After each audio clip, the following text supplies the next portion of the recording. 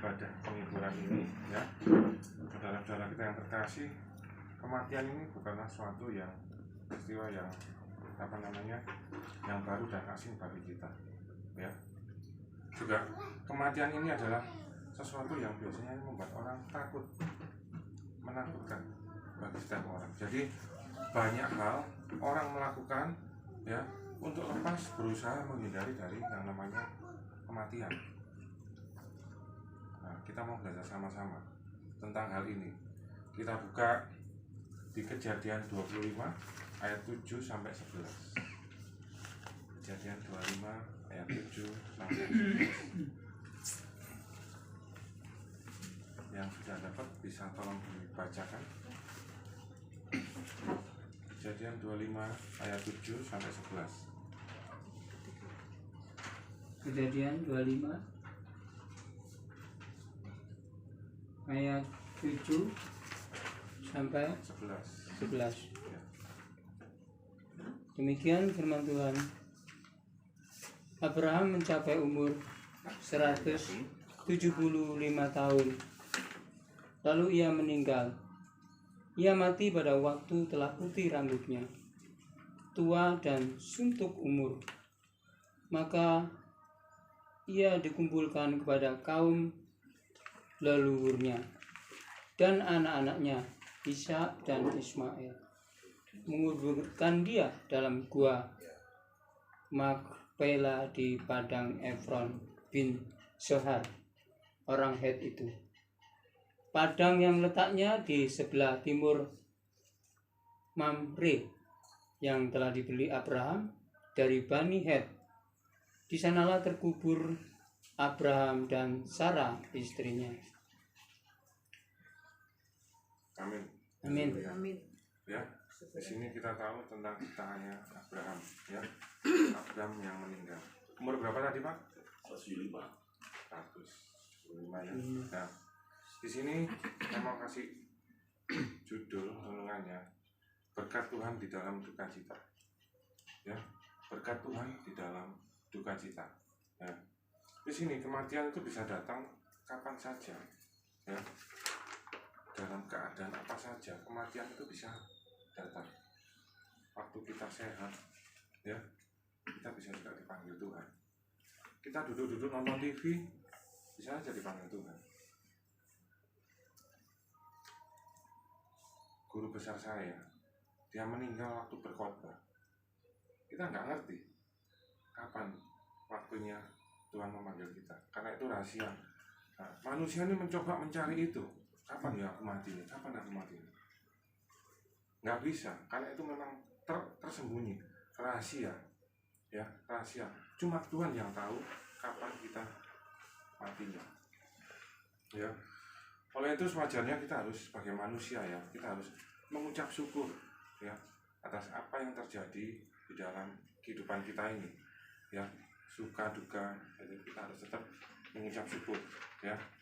Dan apapun yang terjadi di dalam kehidupan kita, ya, setua apapun orang yang meninggal, itu pasti menyisakan yang namanya kesedihan, ya. Umur berapapun yang meninggal itu menyisakan kesedihan, baik nanti yang meninggal masih muda ataupun sudah tua, ya, itu namanya pasti menyisakan kesedihan. Kenapa perasaan kehilangan itu mendatangkan duka? Kenapa? Perasaan itu mendatangkan duka, ya, karena merasakan kehilangan, ya, karena, ya, kita ini sebagai manusia punya memori, ya, punya memori. Kita contoh saudara yang Yuni ini, ya, dia sering bertemu, sering bercanda, ngobrol. Saat dia meninggal, secara otomatis, secara manusiawi, Yuni pun dan keluarganya pasti ingat, aduh dulu pernah seperti ini aku, ya, dulu pernah seperti ini aku sama dia, pernah jalan-jalan ke sini, pernah makan di sini atau apapun, ya. Itu rasanya yang namanya kehilangan orang yang kita kasih, baik itu keluarga, ya, orang tua kita, ya.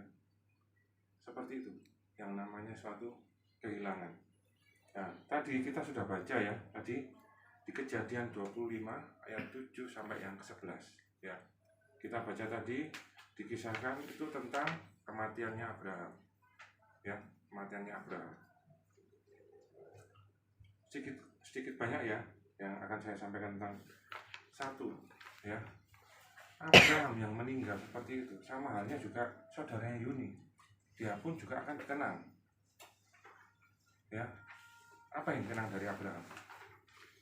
Ya, yang pertama, ia dikenal sebagai bapak dari orang percaya. Abraham itu, ya. Bahkan disebut juga bapak segala orang beriman. Abraham. Itu kenangannya. Ya, yang kedua, meninggal ketika rambutnya telah memutih, ya, pada umur yang sangat tua, yaitu pada umur 175 tahun. Ya. Yang didahului adalah istrinya dulu, Sarah, pada umur 127 tahun. Sarah matinya 127 tahun. Abraham 175 tahun. Itu menyisakan kenangan-kenangan tersendiri buat keluarganya Abraham. Namun kendati pun peristiwa kematian Abraham ya, dalam usia yang sangat tua, peristiwa kematiannya ini tetap membuat anak-anaknya, saudara dan para sahabatnya tetap merasa kehilangan. Ya, apapun itu, siap tidak siap, ya, yang ditinggalkan akan merasakan kehilangan. Abraham memiliki sosok atau pribadi yang jati dirinya teguh dalam iman, baik setia dan kepada Allah.